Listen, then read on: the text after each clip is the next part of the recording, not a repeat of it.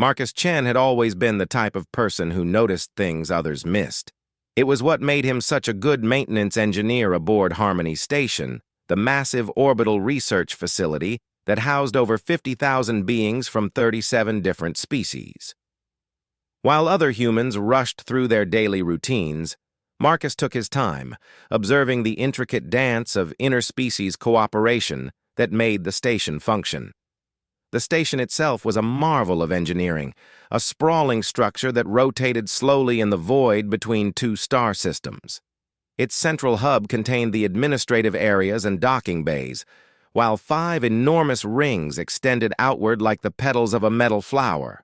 Each ring was designed to accommodate different atmospheric and gravitational needs, creating a home away from home for dozens of alien species. Marcus had been working in the outer maintenance tunnels of Ring 4 when he first noticed the anomaly. The section was supposed to be abandoned, sealed off after a minor atmospheric leak 3 years ago. The repairs had been completed, but the area remained officially closed, while bureaucrats from various species argued about proper safety protocols. Yet Marcus's instruments were detecting power usage in Sector 7G, a section that should have been completely dark. At first, he assumed it was a glitch in the monitoring system. The station's computer network was a patchwork of different technologies from various species, and false readings were common. But after 3 days of consistent power drain, Marcus decided to investigate personally. He gathered his tools, checked his environmental suit, and made his way through the twisting maintenance corridors toward the anomaly. The journey took him through areas of the station few beings ever saw. Behind the gleaming public spaces and comfortable living quarters lay a maze of pipes, conduits, and machinery that kept Harmony Station alive. Marcus moved carefully through the narrow passages, his helmet light cutting through the darkness ahead of him. As he approached Sector 7G, Marcus could hear something unexpected. A faint humming sound, almost musical in nature. It wasn't mechanical. No machine on the station produced that particular tone. His curiosity intensified as he checked his readings again. The power usage was definitely coming from just ahead. Marcus reached a sealed maintenance hatch marked with warning signs in 12 different languages. According to his records, this section had been empty for years. Yet someone or something was clearly inside, using station power and making that strange humming sound. He paused for a moment, considering whether he should report this to security first. But his natural curiosity won out, and he began the careful process of unsealing the hatch. The chamber beyond was larger than Marcus had expected, originally designed as a storage area for atmospheric processing equipment. But what he found inside made him freeze in surprise. In the center of the room, surrounded by improvised furniture made from salvaged station components, sat a being unlike any he had ever seen. The creature was roughly humanoid in shape, but covered in what appeared to be crystalline scales that shifted color in the light from Marcus's helmet. It was tall and thin, with 4 arms ending in delicate finger-like appendages. Its head was elongated, with large, multifaceted eyes that reflected light like jewels. Most striking of all, the being was completely alone. In 3 years working on Harmony Station, Marcus had never seen a member of this species. The station's records contained information about hundreds of different alien races, but this being didn't match any of them. It sat cross-legged on a makeshift cushion, surrounded by what appeared to be art projects, intricate sculptures made from scrap metal and discarded circuit boards, arranged in patterns that suggested both mathematical precision and artistic beauty. The being noticed Marcus immediately. Its large eyes turned toward him, and the humming stopped abruptly. For a long moment, they stared at each other across the improvised living space. Marcus could see intelligence in those alien eyes, along with something else, surprise, and perhaps fear. Most humans might have backed away, called security, or at least announced their presence officially. But Marcus had always been different. Instead of treating this as a security breach or an alien encounter, he saw it as what it really was, a person who had been living alone in hiding for who knew how long. Marcus slowly raised his hand in what he hoped was a universal gesture of peace. "Hello," he said softly, his voice transmitted through his suit's external speakers. "I'm Marcus. I work on the station. Are you okay?" The alien tilted its head, and Marcus realized it might not understand human language. But then, in a voice like wind chimes made of crystal, it spoke. "You are not here to remove me?" The words came out in accented but clear Standard Galactic, the common language used throughout the station. Marcus felt a wave of relief that they could communicate, followed immediately by sadness at the fear he heard in the alien's voice. "Remove you?" "No, I'm not here to remove you. I'm just a maintenance worker. I noticed power usage in this sector and came to investigate." Marcus kept his voice gentle, the way he might speak to a frightened animal. "How long have you been living here?" The alien's crystalline scales shifted from blue to a nervous yellow. 17 cycles, since the accident. 17 cycles. Marcus did quick mental math. That was over 2 years in station time. "You've been living here alone for 2 years? What accident?" The being's scales darkened to a deep purple, a color that somehow conveyed great sadness, even to Marcus's human eyes. "My ship was damaged in the outer system. When I arrived at your station, there was confusion. My species is not known to your databases. The security protocols could not process my request for asylum. I was told to wait in temporary housing while my status was determined." Marcus felt his heart sink as he began to understand the situation. Harmony Station's bureaucracy was legendary throughout the sector, capable of tying up even simple requests for months or years. For someone from an unrecognized species, the delays could be infinite. "So you've been waiting for over 2 years for them to decide whether you can stay?"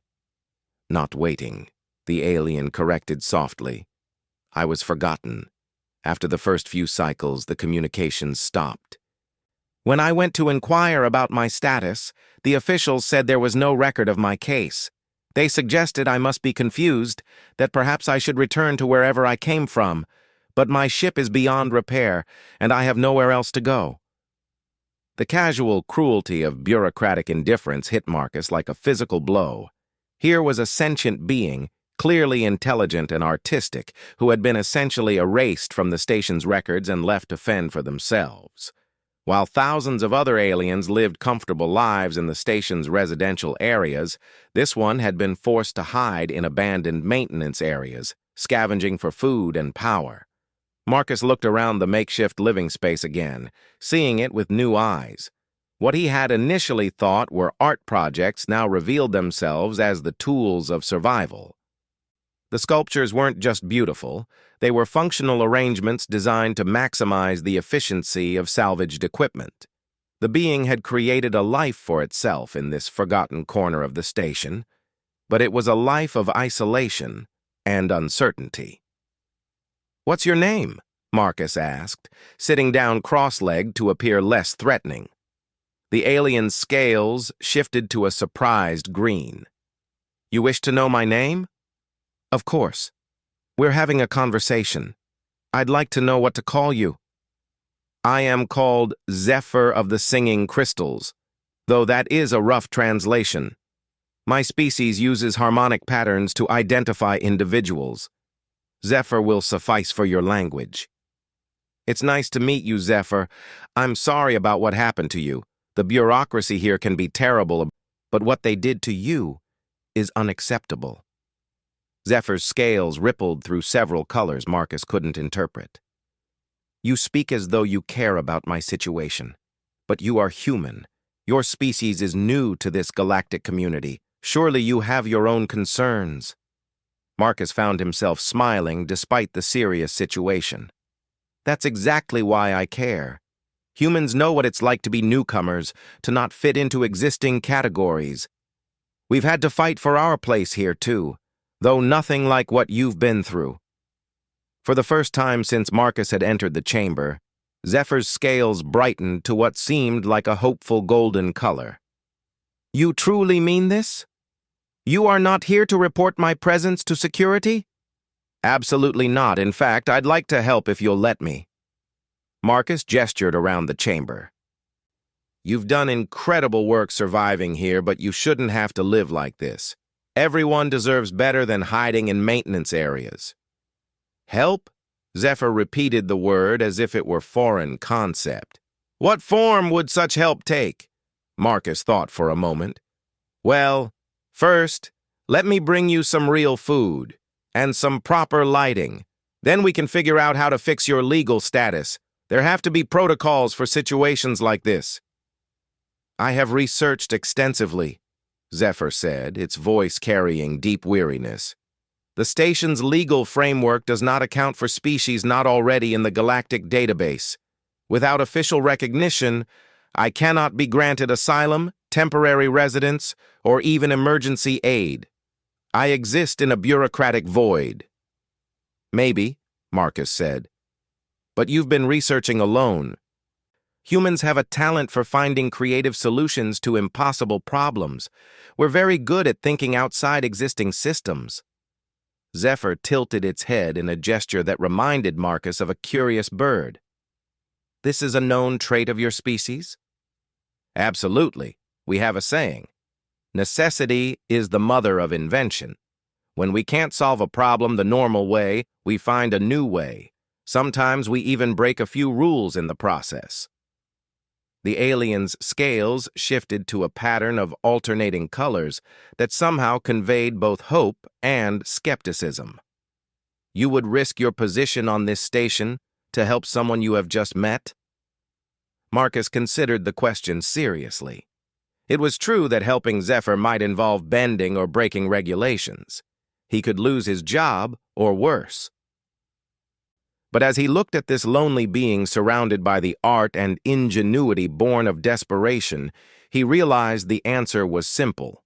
Yes, I would, because it's the right thing to do, and because I think you have a lot to offer this station and its community if we can figure out how to make that happen. For a long moment, Zephyr said nothing. Its scales cycled slowly through a rainbow of colors, and Marcus wondered if he was witnessing some kind of internal emotional process. Finally, the alien spoke. In my species' culture, there is a concept that roughly translates to soul recognition. It refers to the moment when one being recognizes another as truly kindred, despite all external differences. I believed this was impossible between species too different from each other. But perhaps I was wrong. Marcus felt a warmth spread through his chest at the alien's words. I think I understand what you mean, and I think you're right that it can happen between different species. Maybe that's why we're all out here in space together, trying to build something better than what we had alone.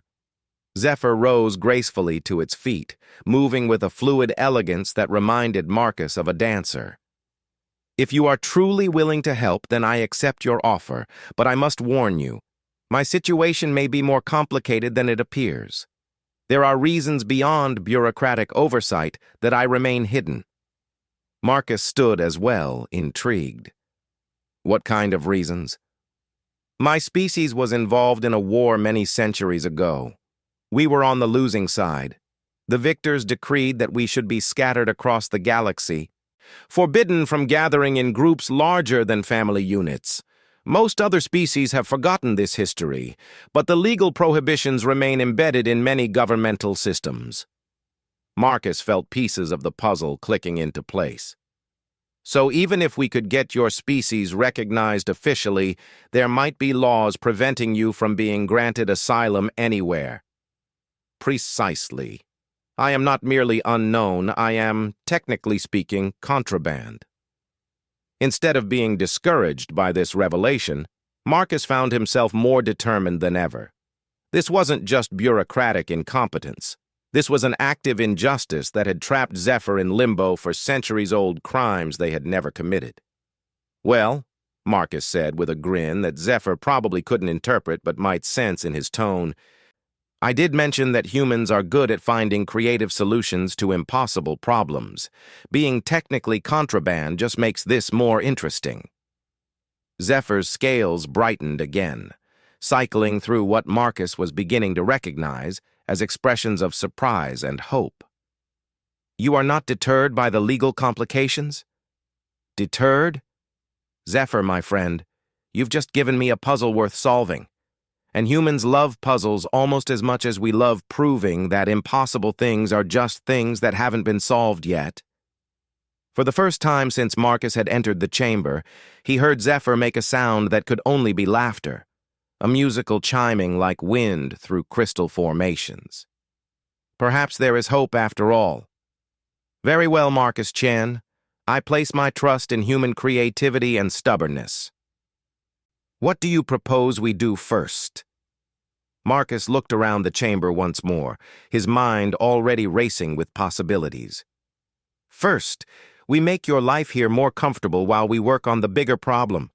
Then we start documenting everything, your species' history, the legal precedents, the bureaucratic failures, and then we start building a case not just for your right to be here, but for changing the systems that created this situation in the first place.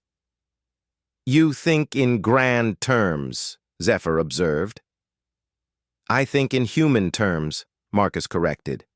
We don't just solve individual problems, we fix the systems that create the problems. It's messy and complicated, but it tends to work out better for everyone in the long run. As Marcus prepared to leave and gather supplies, he paused at the chamber entrance. Zephyr, can I ask you something? In all this time living alone, what kept you going? What made you keep hoping? The alien's scales shifted to a deep, warm gold. The belief that somewhere in this vast galaxy there must be beings capable of kindness across species lines, the hope that isolation and fear were not the inevitable fate of those who are different. Marcus nodded slowly. Well, you were right, and I promise you, this isolation ends now. You're not alone anymore. As he sealed the chamber and made his way back through the maintenance tunnels, Marcus's mind was buzzing with plans and possibilities. He had no idea yet how he was going to solve Zephyr's impossible situation. But he knew one thing for certain. He was going to try. Because that's what humans did. When faced with injustice, they didn't just accept it as inevitable. They found a way to make things better.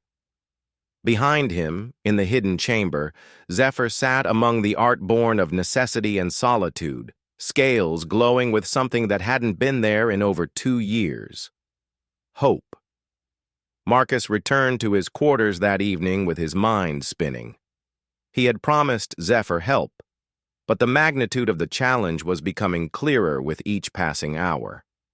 As he researched late into the night, accessing databases and legal archives, the picture that emerged was even more complicated than he had imagined. The Harmonious Collective, as Zephyr's species was known in the few historical records Marcus could find, had indeed been on the losing side of an ancient war.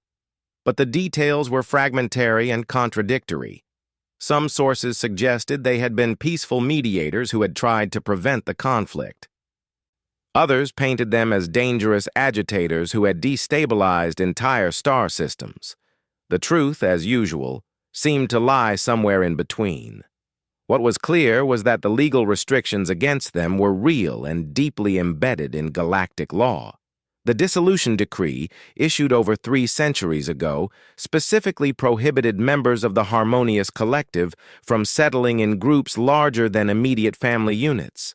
Single individuals could theoretically be granted temporary asylum, but the bureaucratic requirements were so complex that Marcus doubted anyone had successfully navigated them in decades. The next morning, Marcus arrived at work early and immediately began gathering supplies.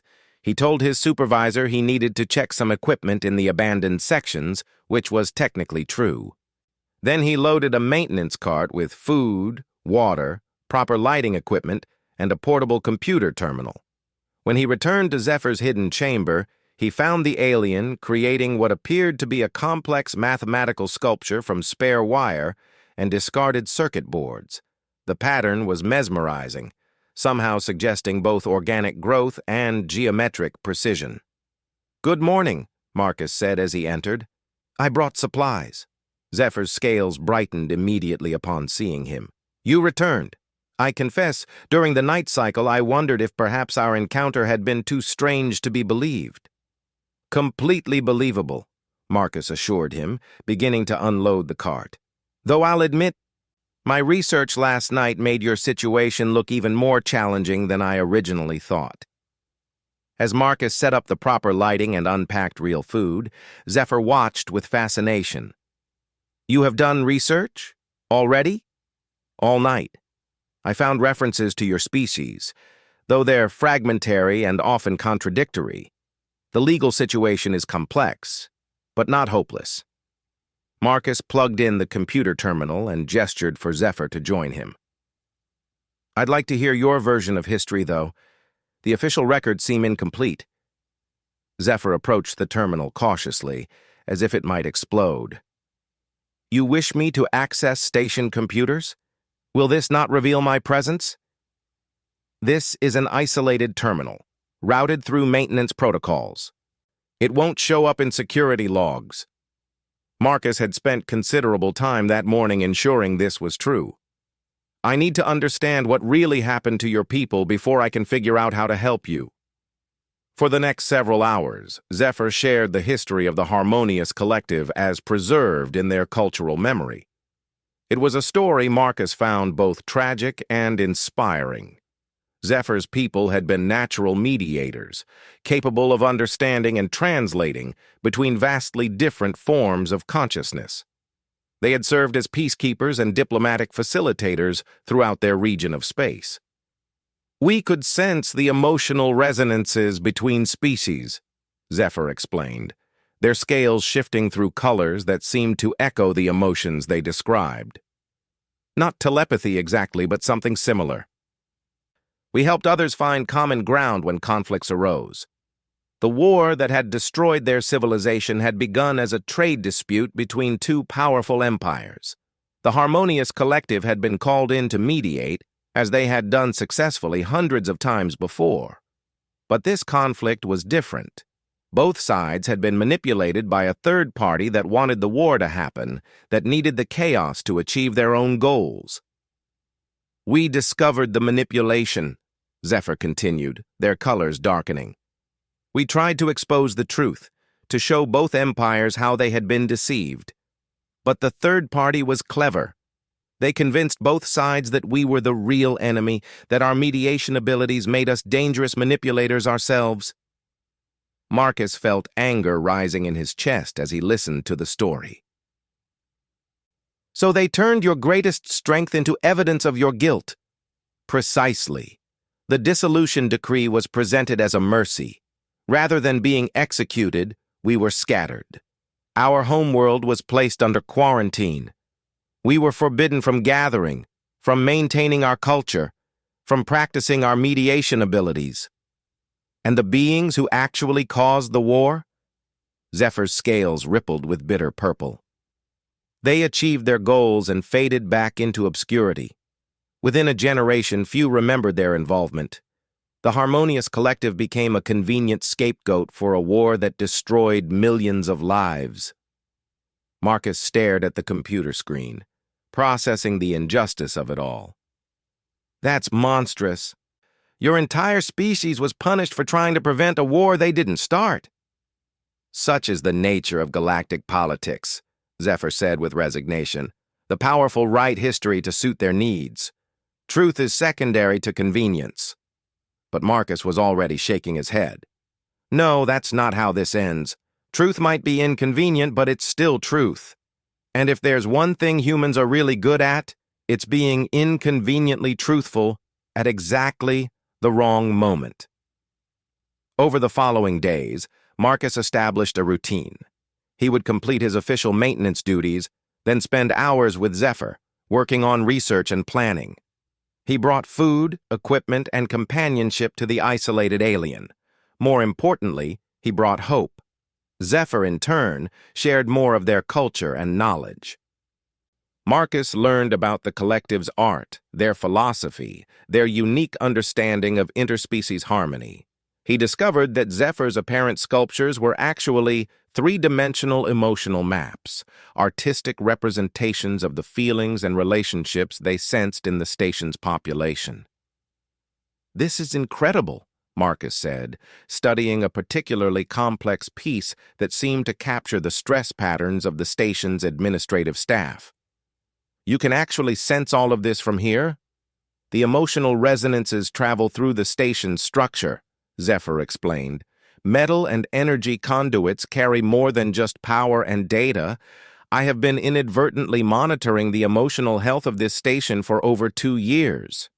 Marcus paused, a thought occurring to him. "Zephyr, what if that's the answer? What if your abilities aren't a problem to be hidden, but a solution the station needs?" "I do not understand."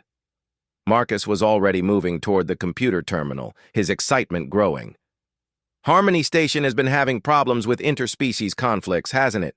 Small disputes that escalate unnecessarily, misunderstandings that turn into diplomatic incidents. What if that's because the station lacks exactly what your species provides naturally?"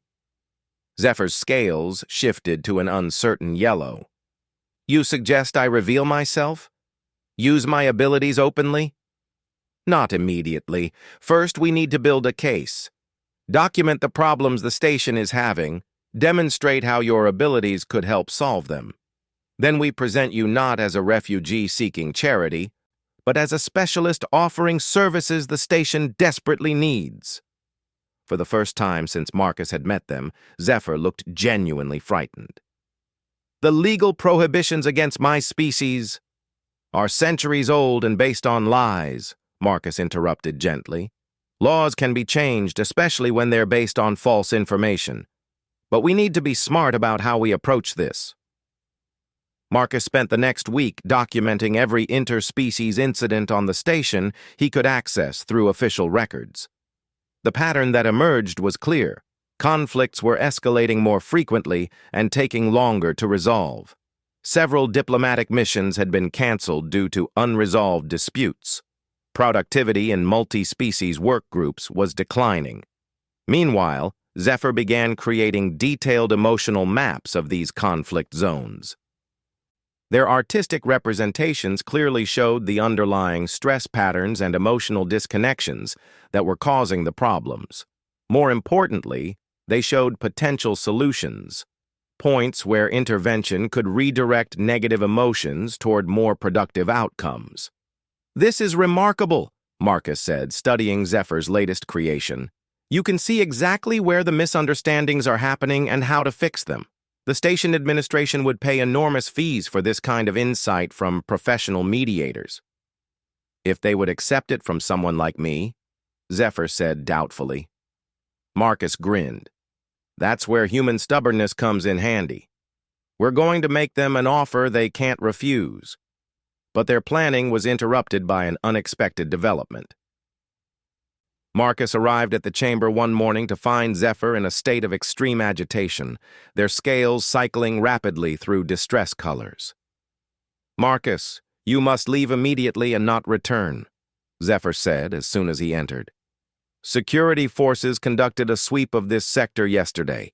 They found evidence of unauthorized power usage." Marcus felt his heart skip a beat. "Are they coming back?"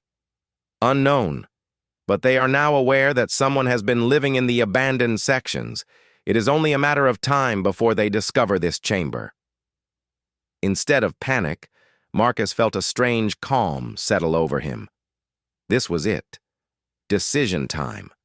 They could try to hide Zephyr somewhere else, continue the charade of secrecy, and hope to eventually find a bureaucratic solution. Or they could take a risk that might solve everything or destroy any chance Zephyr had of staying on the station. "Zephyr," Marcus said slowly, "how would you feel about meeting my supervisor?" "Your supervisor?" "Marcus, I cannot be discovered by station personnel. You know what will happen." "Maybe, Or maybe it's time to stop hiding and start solving this properly. Marcus sat down across from his friend, meeting those jeweled eyes directly. I've been thinking about this backwards. Instead of trying to sneak you through bureaucratic channels that don't want to help, what if we approach this as a business proposition? I do not understand. Dr. Elizabeth Torres, my supervisor, is also the station's deputy director for interspecies relations. She's been dealing with the conflict escalation problems personally, and they're making her job incredibly difficult. If we can show her how your abilities could solve her problems... Zephyr's scales rippled with uncertainty. You would reveal my existence to someone in authority? Someone who could have me removed from the station immediately? Dr. Torres is different. She's practical above all else. If she sees that you can help the station, she'll find a way to make it legal, rather than lose that advantage. Marcus paused. But it is a risk, a big one. If I'm wrong about her, this could go very badly very quickly. For a long moment, Zephyr said nothing. Then slowly their scales shifted to a deep, determined blue. You have already risked much to help me. You have shown me kindness when I had forgotten such things were possible. If you believe this Dr. Torres can be trusted, then I will trust your judgment. Marcus felt a mixture of pride and terror at Zephyr's faith in him. Are you sure? Once we do this, there's no going back to hiding. I am tired of hiding, Marcus. I am tired of existing in the shadows of a life I am not allowed to live. If we are to attempt this, let us do it properly. Marcus nodded, his mind already racing through the practical details. Then we'll need to prepare carefully. Dr. Torres will want to see concrete evidence of what you can do. Can you create a comprehensive analysis of the station's current conflict patterns? I can do better than that, Zephyr said, their scales brightening with purpose. I can show her exactly how to resolve the 3 major disputes currently paralyzing the diplomatic corps. I have been observing them for weeks, waiting for someone to address the underlying emotional disconnections.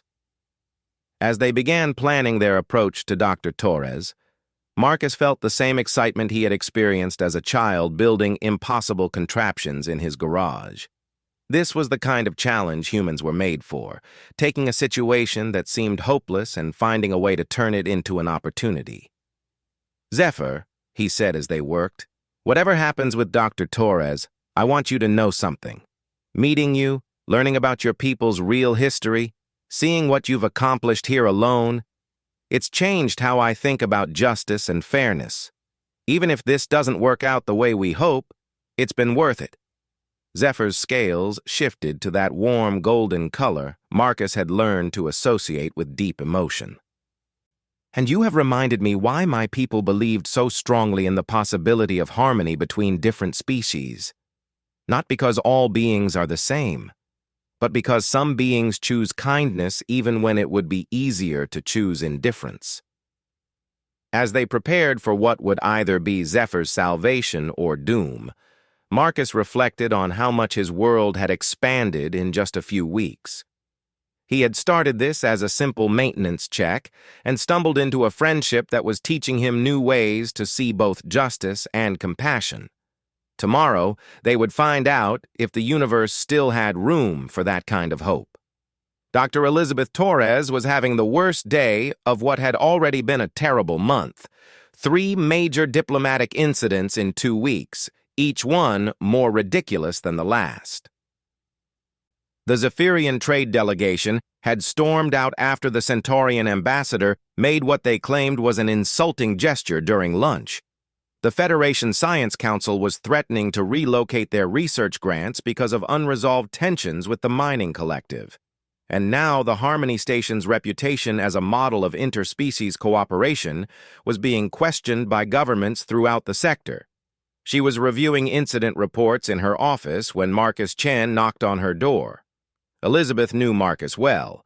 He was one of the few maintenance engineers who actually read the technical manuals and filed proper reports. But he looked nervous today, which was unlike him. Dr. Torres, I need to speak with you about something important, something that might help with the diplomatic situation. Elizabeth gestured to a chair. At this point, Marcus, I'm willing to listen to any suggestions. What do you have in mind? Marcus sat down carefully, and Elizabeth noticed he was carrying a portable data pad loaded with files. First, I need to show you some patterns in the recent conflicts. I think there's an underlying cause that we're missing. For the next 20 minutes, Marcus walked Elizabeth through his analysis of the station's diplomatic incidents. He showed her timing patterns, emotional escalation curves, and correlation data that painted a clear picture. The conflicts were all following similar trajectories and occurring in specific areas of the station. "This is excellent work, Marcus," Elizabeth said, genuinely impressed. "But I'm not sure how maintenance analysis helps us solve diplomatic problems." "That's where it gets complicated," Marcus said, his nervousness returning. "The solution I want to propose involves someone who isn't officially supposed to be on the station." Elizabeth felt her stomach drop. "Marcus, please tell me you haven't been harboring someone illegally?" "Not harboring exactly. More like discovering someone who's been forgotten by the system." Marcus took a deep breath. "Dr. Torres, what do you know about the Harmonious Collective?" The name triggered a vague memory from Elizabeth's diplomatic history courses. Ancient mediation species, weren't they? Dissolved after some kind of war. Why? Because there's been a member of their species living in the abandoned maintenance areas for over 2 years, and they might be able to solve all of our current problems. Elizabeth stared at Marcus, trying to process what he was telling her.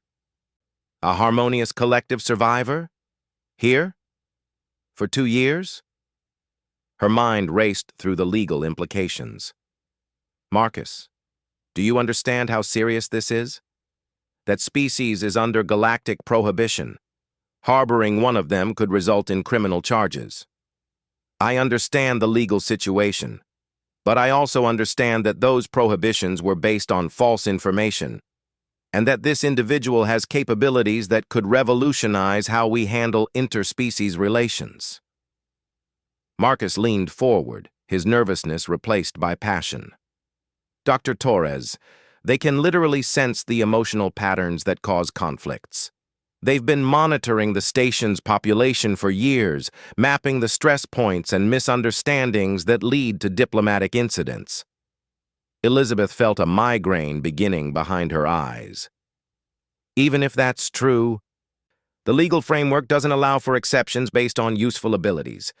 The dissolution decree is absolute. The dissolution decree is over 3 centuries old and based on war propaganda," Marcus said firmly. "I've done the research. The Harmonious Collective didn't cause that war. They were scapegoated for it.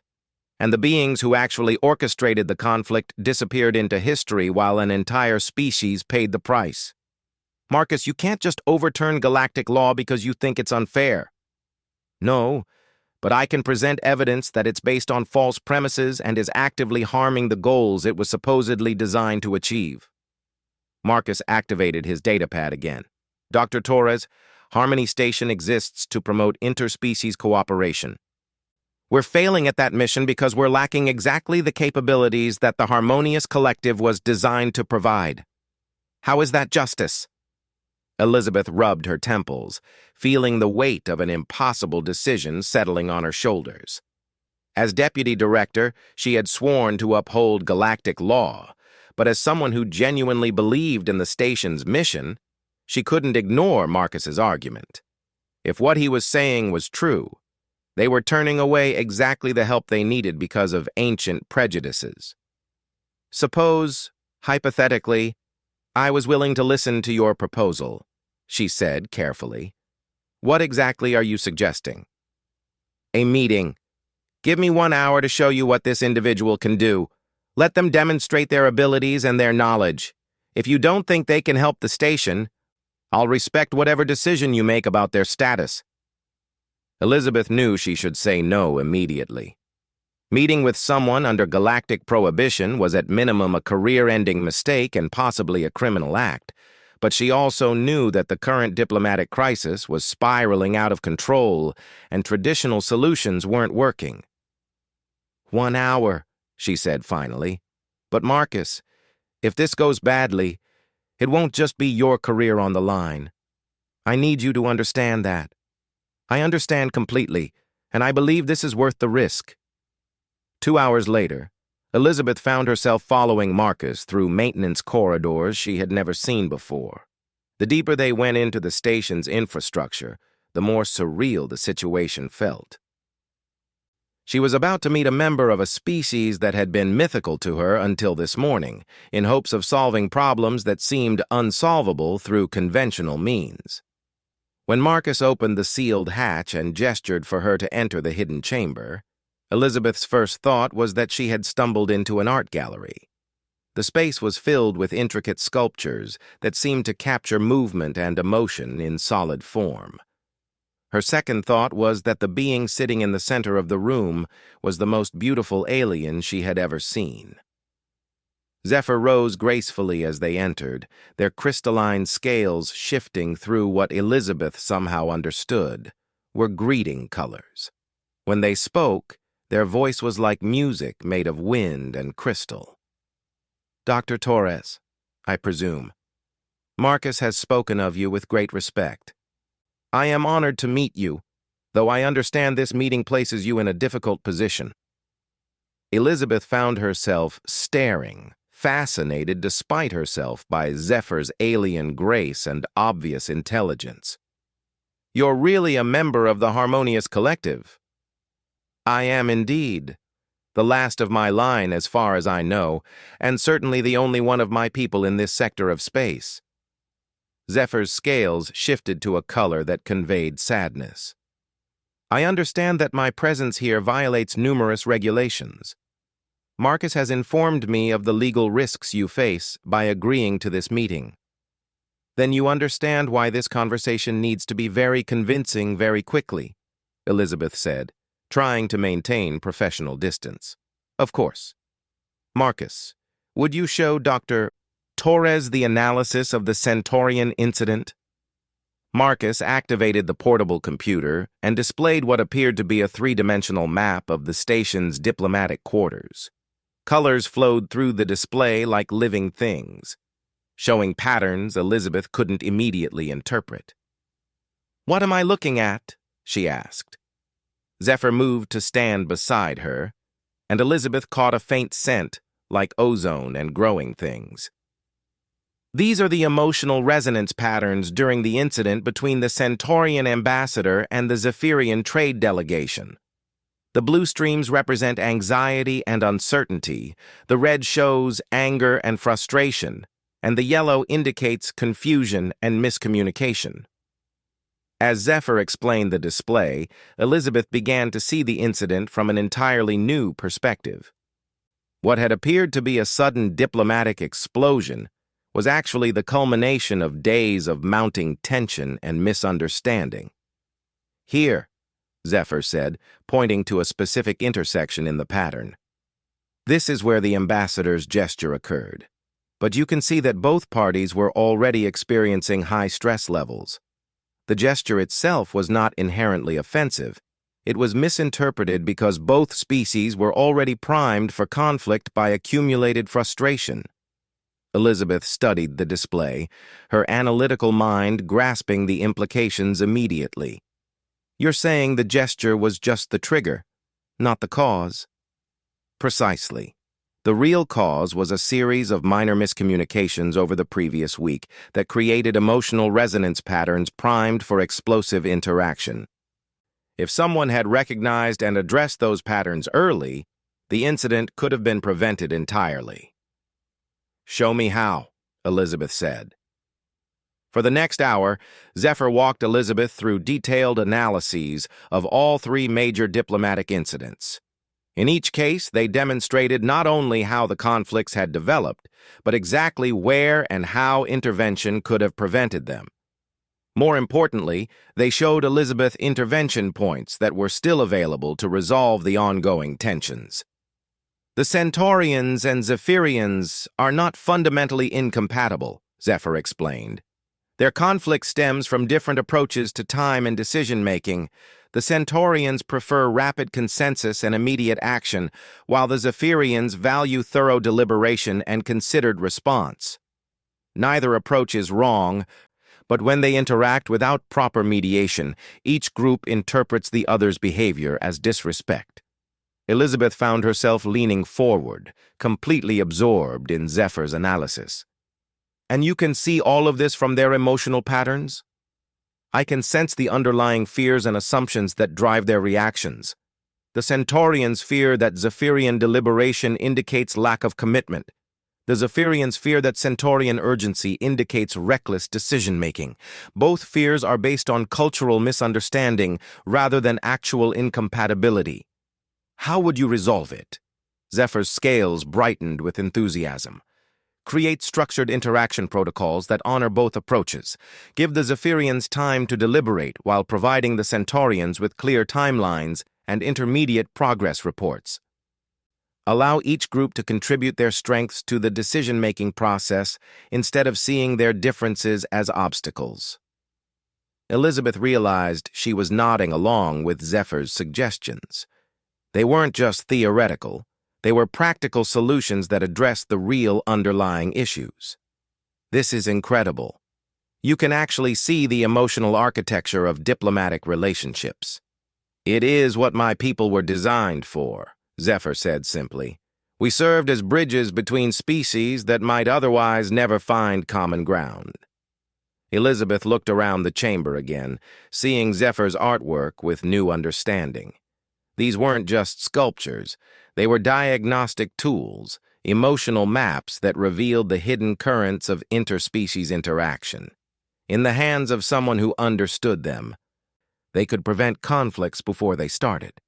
Zephyr, she said slowly, would you be willing to work with me to resolve the current diplomatic crisis? Zephyr's scales shifted to surprised gold. You would trust me to intervene directly in station politics? I would hire you as a consultant, Elizabeth corrected. The station desperately needs someone with your abilities. The question is whether we can find a legal framework that allows you to work openly. Marcus stepped forward, his expression hopeful. I've been researching that too, Dr. Torres. There are precedents for individual exemptions to species-level prohibitions, especially when the individual can demonstrate unique value to galactic civilization. Elizabeth felt her administrative mind clicking into gear. It would require paperwork. Lots of paperwork. Testimony from multiple species representatives, a formal hearing before the Galactic Relations Committee, and we'd need to demonstrate that Zephyr's contributions outweigh any potential security concerns. I am prepared to submit to any evaluation process, Zephyr said quietly. I have spent over 2 years in isolation, proving that I pose no threat to anyone. If there is a chance to contribute meaningfully to interspecies understanding, I will pursue it regardless of the personal cost. Elizabeth made her decision. Then we're going to give this a try. Marcus, I need you to document everything. Zephyr's abilities, their analysis of current situations, their proposed solutions. Zephyr, I need you to prepare a formal presentation that demonstrates your value to the station. And I need both of you to understand that this is going to be a fight.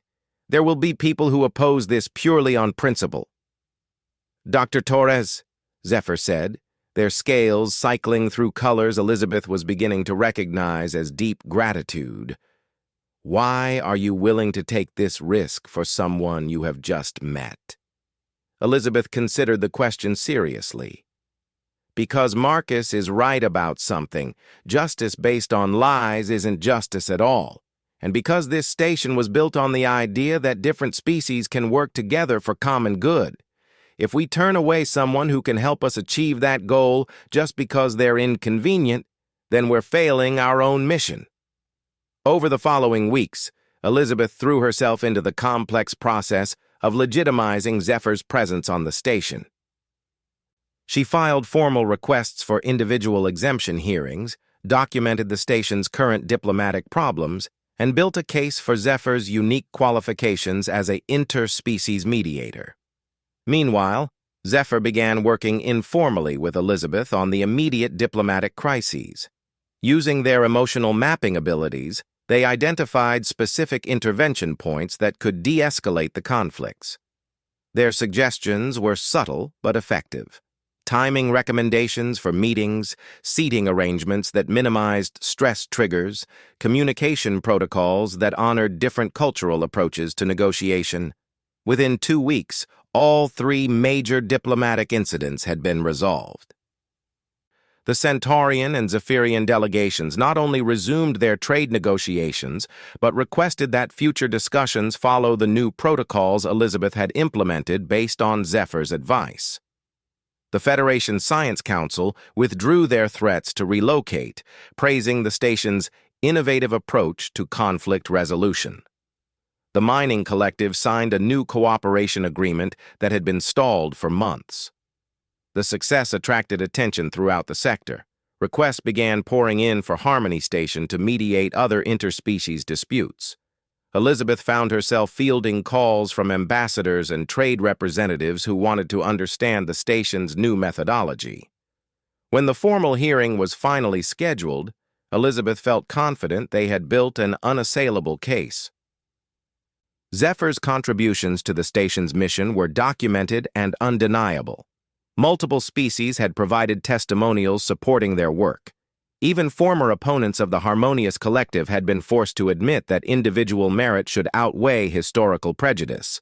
The hearing itself was conducted via subspace link, with representatives from 12 different governments participating. Elizabeth presented the factual case for Zephyr's exemption, while Marcus provided technical documentation of their abilities. But it was Zephyr themselves who provided the most compelling testimony. "Honored representatives," they said, their scales shifting to formal ceremonial colors, "I do not ask you to forget the past or ignore the laws that govern our galaxy. I ask only that you judge me based on my own actions, rather than the actions attributed to my species centuries ago. I have spent over 2 years proving that I pose no threat to anyone, and several weeks demonstrating that I can contribute meaningfully to the goal of interspecies cooperation that we all share." The tribunal's decision was unanimous. Zephyr would be granted permanent resident status on Harmony Station as a specialist in interspecies mediation. The precedent they set opened the door for other individual members of prohibited species to petition for similar exemptions based on merit and contribution. 6 months later, Elizabeth stood in what had once been an abandoned maintenance chamber and was now a proper office for the station's new director of emotional architecture.